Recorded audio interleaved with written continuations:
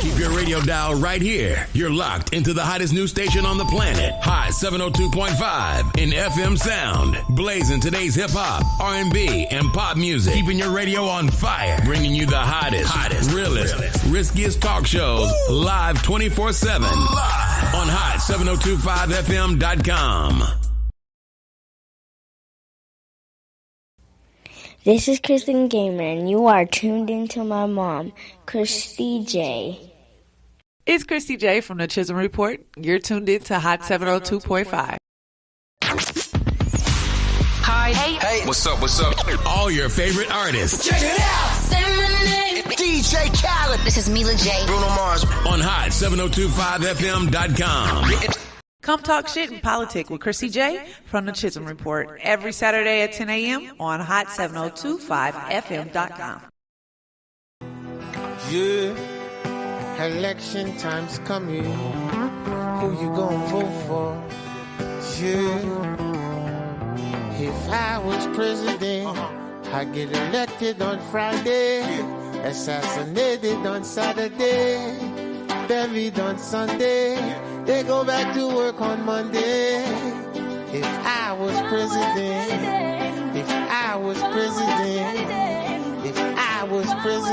yeah. Instead of spending billions on the war, I can use that money so I can feed the poor. Cause I know some so poor. When it rains, that's when they shower, scream and fight the power. That's when the vulture devours. If I was president, I get elected on Friday, assassinated on Saturday, buried on Sunday. They go back to work on Monday. If I was president,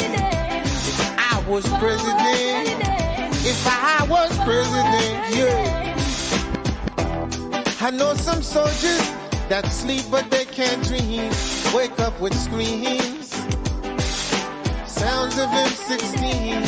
So take this medal of honor for your bravery. I wish you the best, kid. You and your family. If I was president, I get elected on Friday, assassinated on Saturday, buried on Sunday. They go back to work on Monday. If I was president,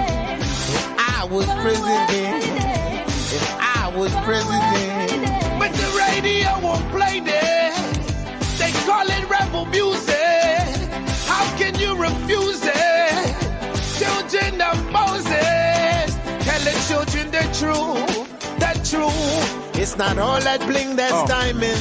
Tell them the truth.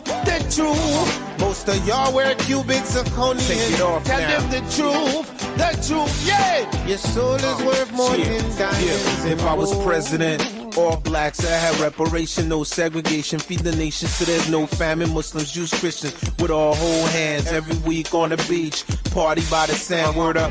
Take trips on Air Force One. Don't need to bring the homeless with no sneaks to Air Force One. Better schools in the hood, better teachers for the classes, making money, paying no tax. Find the best scientists, tell them come up with an answer. I want the cure for AIDS and cancer, but I gotta watch my back. Snipers on the hill with the steel, waiting to JF I was president. I get elected on Friday, assassinated on Saturday, buried on Sunday. They go back to work on Monday. If I was president, I feel the rain coming. Let me play my guitar for them right now. Let's go. Refugees.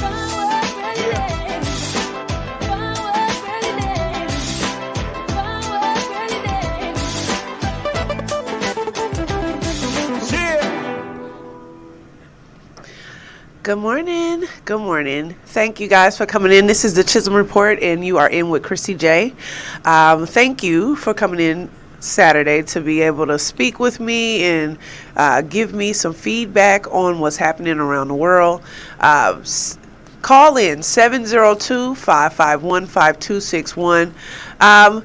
Just to go off of last last week we talked about the election and talked about who we end up voting in. I wanted to be able to just, the lesson today is pay attention.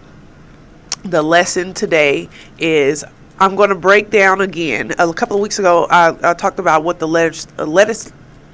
what the executive, judicial, and legislative is, and how it affects us. Okay, today on our show we're going to talk about a couple of different things, and I want you guys to be involved. Also, last week I challenged you guys to give me names of black leaders that if you were to put them into a room to be able to help the outcome of our people, who would they be? Make sure that you are dropping that, tagging that name into the comments, and also make sure that you like, share, and comment here at hot702.5fm.com. We appreciate you guys to be able to know that we are uncensored and we are here for the people. So we're going to say what is needed to be said, not what they're hiding behind. So right off back, I just want to say I have had a wonderful week. Okay, I say last week I was feeling, when all the turmoil was going on with Kyrie and Kanye and anti-Semitic and this and this and this, I felt a shift in the people, and I saw a lot down my timelines of people trying to gain understanding and knowledge of who we are, what we are, how powerful we are, and how we can be able to come together. Okay, so with that being said, I want you to pay attention. There's so many things that's happening. And just to start off here in Las Vegas, they actually did like a raid on one of the one of the people who work on Area 51. Okay, just briefly, just to speak on that real quick, this that scares me. Okay, because if you don't know what Area 51 is, historically it is a place where they hide all the aliens and outer space stuff that is supposed to be out of this world that we're not supposed to know about. You are not allowed to go in that area. You're not allowed to go on that property. Literally, if you drive on there, you will all of a sudden be seized, allegedly seized up, and guns drawn on you for you to leave the property. Okay, so that's strange, okay, to me. So that starts off my mind frame of things that's happening to us. I've been watching a lot of documentaries and things like that to be able to kind of get an understanding of who I am and where I come from and what am I moving towards, because if you don't know your past, you don't know where you're going. So I want to start off by saying that here in Las Vegas, we had a situation where some billboards have gone up. Okay. Now they're saying that they're causing a little spark of a little, this incident causes a little spark in anti-Semitic information, and them trying to make sure that people are aware of these things. I want you guys to go ahead and listen to what they're saying about it, and then when we can come back together, we can be able to understand together. A series of new billboards in Las Vegas and across the country raising eyebrows tonight, but that is exactly what they're designed to do. One says, "We are just 75 years since the gas chambers, so no, a billboard calling out Jew hate isn't an overreaction." There are 4 of these billboards in Las Vegas to bring awareness to anti-Semitism. 2 are off the I-15, one at Charleston, another at Wigwam, and 2 more are off Las Vegas Boulevard by the Mob Museum. Nonprofit organization Jew Belong is installing the billboards in 6 major American cities, including Las Vegas, where they hope they'll be seen by locals and visitors from around the world. Anti-Semitism is growing in America at ridiculously high rates, and it is just a lot of people are not aware of that. And then from people who are Jewish, it's usually like, I feel really seen, and I'm so proud to have seen that. The billboards come at a time of concerned with religious intolerance in the U.S., with anti-Jewish incidents rising, including high-profile incidents like Kanye West's outbursts on Twitter and the media firestorm over the Brooklyn Nets suspension of player Kyrie Irving. Today, Nevada Senator Jackie Rosen raising concerns about anti-Semitism. Go ahead. Okay, so this is one thing, okay? So it is anti-Semitic to say that a certain group of people, which they were able to prove because Kanye and also Farrakhan named off a list of people who are in these different industries who are leading these industries. So it is not, it is fact. Now, it is not every Jew person. It is not every Jewish person. And y'all lump us into one group, but you don't want us to do it to you. And then on top of that, that's the things you don't want us to talk about. But can we talk about gator bait? Can we talk about the rapes, the generations of you guys putting in mass incarceration? Can we talk about all these additional things that also happen without you getting a shy eye and not wanting to talk about it? Like, that's a little bit too deep. No, let's talk about it. Let's talk about the fact that we have, let me play this. We have very similar backgrounds. We were exposed. We were manipulated. We were stolen. We were caged. We were, instead of it being, if someone's talking about you, can you tell the characteristics? We were killed in mass. We were deemed as dirty. We had to wear certain clothes that women had to cover their hair in a rag, black women. Okay, let's talk about these things that are more or less similar in the fact that we're having a conversation with family, right? So sometimes you're not always going to get along. Sometimes you're not always going to understand the other person, but with conversation. So with that being said, it was saying that the leaders is Jew Now is the group. I invite Jew Now to be able to come in and speak to a historian.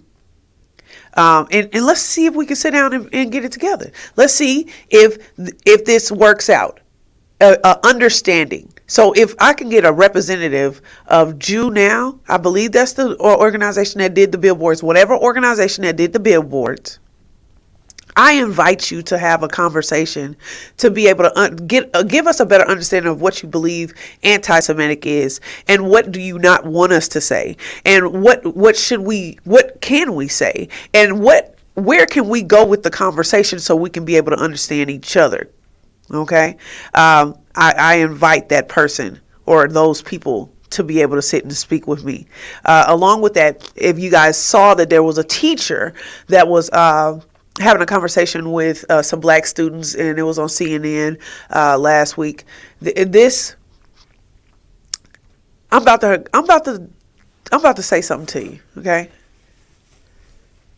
they fired the teacher. He was not wrong. He was not wrong for trying to have this conversation.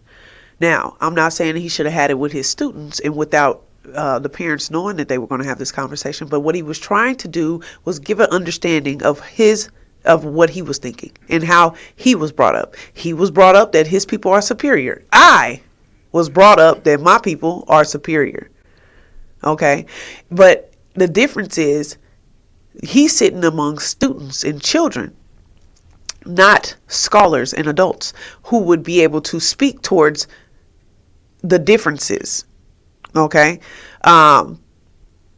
He would not, I think that black people, y'all get so sensitive when people want to speak to you about either their views or actually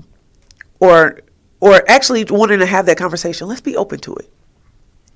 Let's be open to say, because my child would have been able to say, when he said, I believe my people are a superior being, like, when is being pale ever a benefit in nature? Because you burn in the summertime. And I'm like, My child would have had something to say, not just videotape it. And then he did an interview. The child did an interview with his mama sitting next to him, and he got this chain on, and he doing all this in the camera and moving his hair back and all this stuff, but he had nothing, no substance to say about the conversation in regards to this teacher speaking to him. It was a class of black students, and they could not go into their own history. This is a problem, and this is a problem that falls upon the black parent. This is a problem that falls upon the black community, the black historians, the black educators, because they should have been able to rip him a new one if they knew they shit. But they sitting there worried about chains and him being able to move his dreads back and him see locks, him being able to see himself on camera instead of him actually being able to talk with substance to this subject. He wasn't wrong. I invite that teacher to be able to come and speak with me, 702-551-5261. And let's have that conversation. I would love to let's go back over the conversation that you had with the children, and let's see where we can gain understanding. Okay? Today is about paying attention and gaining understanding. I also want to speak towards this here in Las Vegas, Nevada. They're speaking about being able to split up the school district. If you've been by Mario's, there's a man that sits outside who asks everyone to be able to sign this petition. Now, the problem is I had a conversation with this man the other day, and he was a little upset with me because, of course, this is his job. And I'm not knocking your hustle. Okay, you know what I'm saying? Get it in. But what I'm telling you is that what you're doing is setting the black schools, Hispanic schools, lower income schools, schools on certain side of the city, schools that don't get the funding already, you're setting them up for failure. If they're able to split up the Clark County School District, what you think gonna happen? Okay, what you gonna think? What do you think is gonna happen if we take the north side of the town and the south side of the town and they divide them? Where do you think the funding is gonna go? How do you think testing is gonna work out? You get funding when scores are high, right? So if the scores are low, then you're able to discriminate against these kids and not give them books. This is segregation. This is segregation. But back then in segregation, we should have stayed with segregation because segregation would have got us our own. Okay, when we decided to integrate, we lost everything that we had and had to go and use what they had. Same thing with Black Wall Street.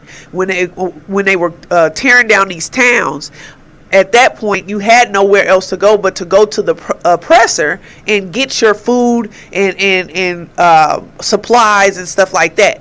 Okay, that's where we're at. So I don't know how to go about this. I don't know if I'm wrong in the way that I'm speaking. I am inviting someone who is going to be able to speak to me about the split of the school district and give me more information. I want to know, am I wrong?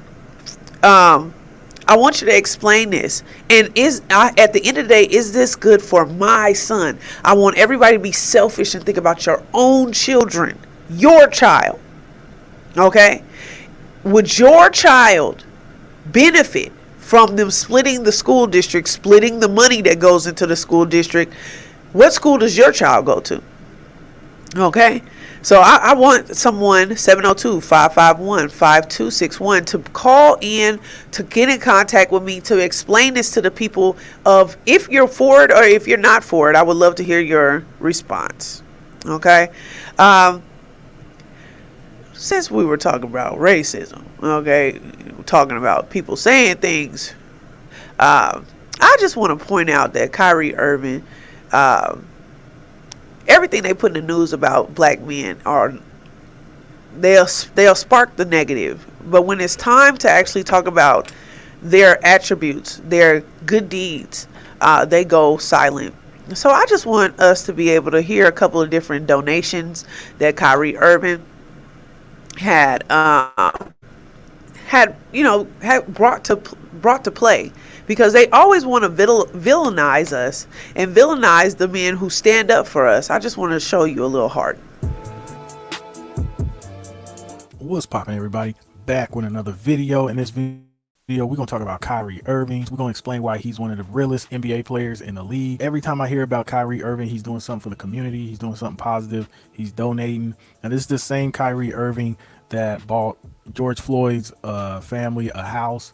And he's done tons of like philanthropy work and like just helping out. In Kyrie Irving fashion, he donated a large amount to Shanquella Robinson's family. If you don't know who Shanquella Robinson is, she's a young lady. She went on vacation with her friends to Mexico, Cabo. A fight broke out and somehow she ended up passing away, and the autopsy is saying it's due to those injuries from the fight. It's all alleged. We don't know all the facts yet, but yeah, you can look all that stuff up online. It's easily attainable. The information's online. This video is more focused on Kyrie donating to the mother of Shanquella Robertson. So the Shade Room had posted a the GoFundMe account for Shanquella Robertson's family. Kyrie Irving donated $50,000, and then he went ahead and donated another a $15,000 donation, totaling $65,000 total. That's a lot of cash. That's a lot of money, and that was great of him to donate that to Shanquella's family, because you know when somebody passes away, the funeral, the casket,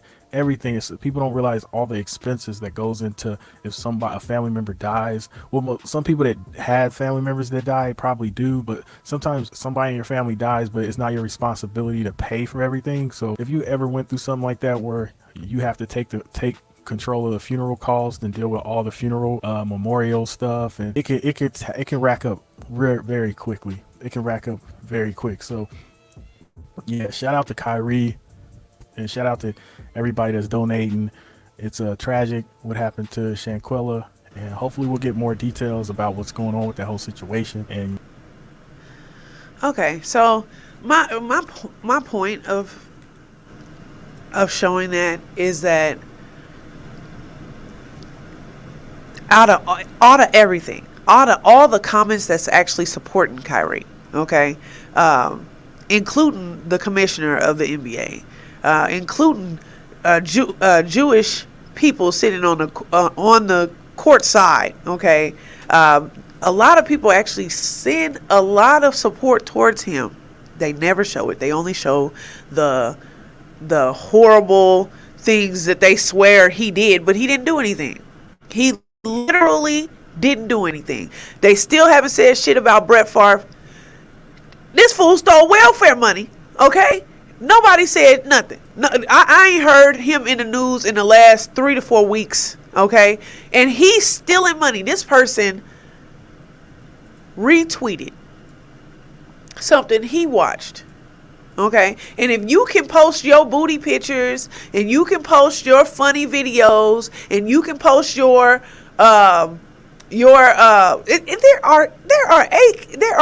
KKK groups on Facebook, Instagram, Twitter that talk about their white power and everything else, and that is coming directly from each other's pages. You got all these people who put these manifestos out about killing people, and then going to do it, and you will vilify this man for retweeting a documentary, which is actually pretty good, but it's $11.99. I just want to also add that every time it comes to knowledge for us, they charge us for our own shit. Okay, there's a book out there right now that at first the book was like $75. Now it's $5,000. Like, what the hell? Okay, so anytime it comes to our knowledge, they're going to charge us. That's why we need to figure out who we are, because at this point, we're valuable, super valuable. The information about us is valuable. Where we come from, our blood, all of this. So, it bothers me that it bothers me. Shaquille O'Neal and Charles Barkley call in. Jay-Z call in. Kanye call in, Kyrie call in, and then leave your number, cause anyway, I got a little crush, but call in, okay, 702-551-5261. I don't understand that we do not support our black men when it comes to the fact of like, okay, they under fire, let's fight with them. Let's stop jumping on the bandwagon because you believe that your pay grade go down. Start standing up for yourself, okay? Because if they know they can be able to change your mind frame, and you are an influencer. Everyone that you touch, you get on the TV and you influence millions. So that is I need you to have a backbone and stop being a house nigger. Okay? I need you to figure out where you stand with your people. And all of us, you need to let's focus each other. What do I look like to my black community? Do I look like a duck? Do I look like, you know what I'm saying? Am I catty? Am I not a black queen? Am I not a educated black woman? Am I not a business owner? Am I not a mother? Am I not a sister? Am I not a lover? Okay, these are the attributes of myself. These are things of me that I need to know of me. And first things first, when I walk in the door, before they can realize if I'm a woman or not, they know I'm black. Before they can realize where I come from, okay? Or if I am dating a woman or dating a man, I'm black. And when are these groups of these additional subgroups? When are you going to stop just going with your subgroup? Okay? The NBA, Shaquille O'Neal. I don't want to talk about this idiot, this and that. Shut the hell up. You need to pick, you shared the same documentary. So that makes you a hypocrite. I'm going to get off the subject. I just want y'all to know, and I stand with you, Kyrie. I stand with you because there's a difference in him and Kanye. And everybody want us to look. I had to have this whole conversation the other day. There's a difference. You know why? There's a difference because Kanye run around and he'll say something like, white, and it actually says white lives matter. So I have to apologize because I thought it said white lives. Okay. But he said something about like his wife life matter and she white. And then 2 weeks later, he was like, I don't want my kids being raised by a white woman. There's a problem. Okay. But I see the movement in Kyrie. I see that this is consistent of him being a strong man. And that is above everything else. It is encouraging. I'm a person, I love leaders. I love to follow people that I believe is going to make me better. Okay. And I believe that him putting that retweet out sparked it sparked the young people to go and listen and look and open their eyes to be able to pay attention. So I just wanted you guys to be able to hear how I felt about that. Now, I just want to quickly say that Donald Trump decided that he is going to run for president in 2024. There's no pizzazz there. Nobody really gives a damn. Okay. I think he's just basically wasting these people money. If you gave money for him to run for president, you basically just gave him money because he's just doing it for the TV exposure and for the power. He really he's not doing this for the people. Okay. Which bothers me. Okay. So I also, I want you guys to pay attention to the fact that the Republicans have won the control of the House. Okay. I'm going to express the House. I'm going to express the different branches in just a second. But the Republicans won the control of the House. The Democrats continue to control the Senate. Okay. I just want you guys to hear this clip here, and we'll go from there. Months of back and forth today, South Carolina Senator Lindsey Graham set to testify in front of a Georgia grand jury. The investigation looking into his role in the alleged illegal interference in the 2020 election by former President Donald Trump. He's tried to avoid testifying up until this point, even taking his case to the U.S. Supreme Court at one point. A divided Congress next session will present challenges for President Biden and his agenda. Former President Trump's third presidential bid is setting off a new round of Republican infighting as Trump allies square off against a growing chorus of lawmakers, donors, and even former Trump administration officials who say the GOP needs to change course in 2024. WCNC Charlotte's Garrett Hake has the latest now from D.C. This morning, after a week of counting votes, control of the House now belongs to the GOP with a razor-thin majority. With the Speaker's gavel poised to pass from Nancy Pelosi to Kevin McCarthy, Republicans are vowing to ramp up investigations into Biden administration officials and the president's son Hunter Biden's business dealings. The shift in the balance of power also jeopardizes President Biden's legislative agenda, from abortion to climate to gun reform. Even as Republicans celebrate their victory, they're confronting deep divisions in the party over former President Trump's 2024 presidential bid, with some allies saying they're on board. I like his policies. I like how tough he is. But a growing number of Republicans say it's time for the party to move on. We need to have a future-leaning party. Echoed by former Trump administration officials. I think he's unfit for office. I thought his remarks were very subdued and uninspiring. Republican megadonor and former Trump confidant Stephen Schwartzman tells NBC News he won't support the former president this time, saying, quote, "It is time for the Republican Party to turn to a new generation of leaders." Mr. Trump's leading potential rival, Florida Governor Ron DeSantis, is dismissing talk about a Republican civil war. We just finished this election, okay? People just need to chill out a little bit on some of this stuff. Okay, so just to kind of give an understanding of what's happening, okay? Remember I was talking to you guys about having a team, right? And you're playing against other teams, but if you only have one superstar on that team, then it's a possibility you're going to lose because you need a team. You need someone in each position to be able to feed the ball, shoot the ball, defend the ball, jump the ball. You know what I'm saying? Coach the team. You know what I mean? All these additional things have to come into play for you to win. That's why I expressed that the Democrats, well, even though I wasn't for each one of them, okay, like this is my guy or this is my girl, none of that. It was, I had to be able to give them a fighting chance to, if they're going to put bills in for me, if they're going to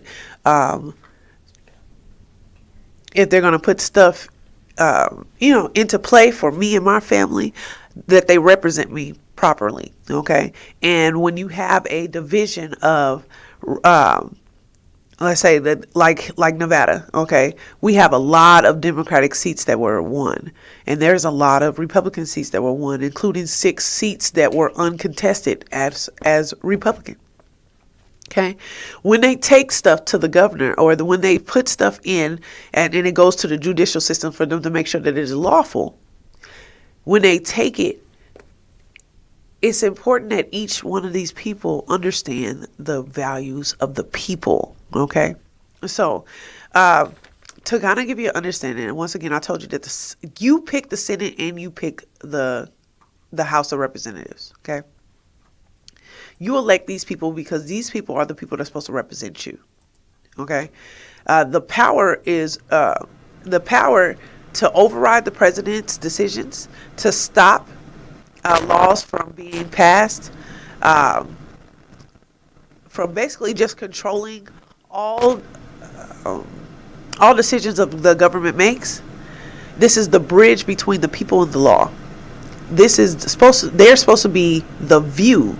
Okay, they're supposed to see the view of what's needed for the people. Okay, this is the highest authority, and they pick your president. Okay, it's important for us to have people who represent us and care about us as a people because they are over the census, and the census tells how many people live in that area. Just talking about the school district and them splitting the school district, that would be the difference of let's say Desert Pines, okay, or Valley High School being able to get money in comparison to Green Valley High School or Gorman or Palo Verde or this type of thing that go in, because even private schools still get money from the government. They still get stipends. Okay, So they also control how the elections are ran. So all the voter fraud that they talked about, all this additional rezoning to make sure that certain people win. Okay, things like that. The filibuster, they actually, the abolishing of them being able to, because every bill has a certain amount of time on the floor to be able to be pushed. So you can, like, okay, this bill is coming to the table and it's about child care, okay? And someone gets up from the Republicans and they say, I'm going to read the Bible 3 times. And that's all of the time that they had on the floor to be able to speak about child care, okay? They just wasted all that time. So if someone was to be able to wanted to talk and give better understanding to his colleagues or her colleagues about why they should be giving child care or why not, they just wasted all the time that was needed. Now, if this, once it's passed or not passed, it has to go back into the bill, back to be rebuilt again, because they wasted all the time on the bill. Okay, as a way for them not to be able to pass stuff. This is also, they also run like the impeachment of the president, treaties between countries, nominations, okay, investigations like the one that they're doing now on Trump taking the papers and stuff from the White House, and January 6th, these types of things. So it's important for us to know who these people are and if they are for us. All right. And I just want to give a better understanding on that, so you guys understand that that your Senate and House pick your executive, which is your president, your governor, not your governor, but your president and stuff like that. And then your president appoints the judicial system, which are the judges and stuff like that. So it's all works in a synchronized way for us to be able to so-called govern. Okay. I just want to, I have a clip that speaks about the fact that the Democrats are having it's going to be a different look to the Democrats from this point on, because we have large leaders in the Democratic Party stepping down, one being Nancy Pelosi, which is the Speaker of the House. We have a clip. I'm going to go ahead and go into it. Control of Congress is now split, with Democrats in charge of the Senate and Republicans taking over the House. And House Speaker Nancy Pelosi is stepping down from her leadership position in the Democrat after more than 2 decades at the top. Our D.C. Bureau Chief Ben Kennedy, live at the White House, following it all. Ben. Calvin, Nicole, President Biden called Speaker Pelosi a few hours ago to say thank you for her historic tenure, which began back in 1987 when she was first elected in California. Fast forward to 2007 when she became Speaker. To a round of applause, Speaker Nancy Pelosi entered the House floor to address lawmakers Thursday. The House will be in order. It's there she announced, I will not seek re-election to Democratic leadership in the next Congress. Pelosi led House Democrats for 2 decades and is the first and only woman to serve as Speaker. My friends, no matter what title you all, my colleagues, have bestowed upon me, Speaker, Leader, Whip, there is no greater official honor for me than to stand on this floor and to speak for the people of San Francisco. President Biden tweeted, history will note her as the most consequential Speaker of the House of Representatives in history. South Florida Representative Debbie Wasserman Schultz released a statement calling Pelosi a hero, mentor, and friend. Congresswoman Frederica Wilson added, Speaker Pelosi's relentless dedication to the American people has never faltered. Maryland Representative Steny Hoyer also announced stepping down as the second-ranking Democrat in the House to allow a new generation of leadership. Okay, so I just want to point out this, and person in the comment, okay, so look, this is the thing, dealing with what happened in slavery and them going, Democrats never being for black people and Republicans not being for black people. None of it's for black people. Okay, that's the first thing. The thing is, we have to, as a people, decide that we're going to draw our vote in, talk amongst each other, and then win. Okay, because we have to put people in positions for us to win. In every society, you need someone in every position, including politics and government, to make sure that they don't take away all of the stuff that you work towards. away. Okay? So with that being said, I say,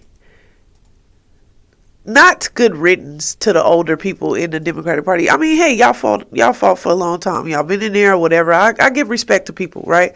But this is the thing.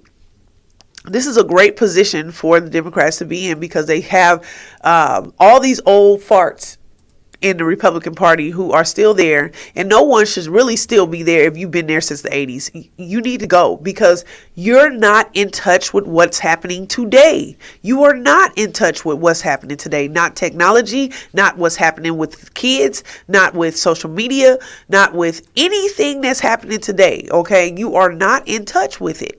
Okay, and this is the way the young people are coming. So the Democrats have decided that they basically are going to change the face of this party and start moving forward. This is a great stand for people and people of color to be able to say, what are we going to do?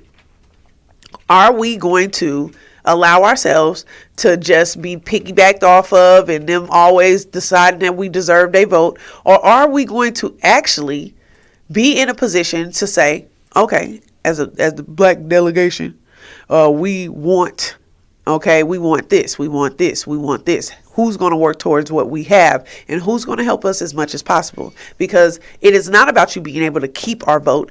And with the fact that y'all saying you're going to change the face of it, let's change let's change some shit. Okay? Not just you get in to be the face of the black people, or you be the face of the Hispanic people, or you be the face of some gay people, or you be the face of some white people, okay? Whoever it is. The thing is, are you going to make a difference? Are you going to step in and be a part of the movement that's going to be able to either unite this country or separate them?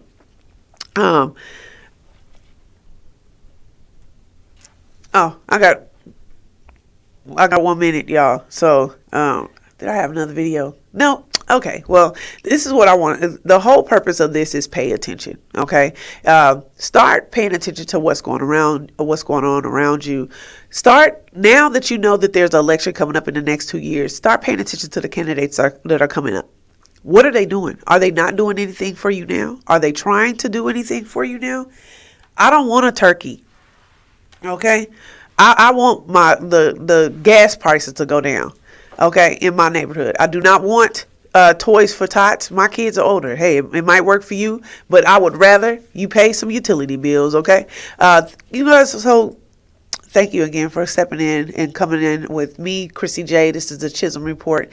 If you see someone out there grinding, let them know you see them shining, and I'll see you guys back here next week, Saturday, 10 a.m., so we can talk this shit in politics. Election time's coming. Who you gonna vote for? Yeah. If I was president, I'd get elected on Friday, assassinated on Saturday, buried on Sunday. They go back to work on Monday. If I was president.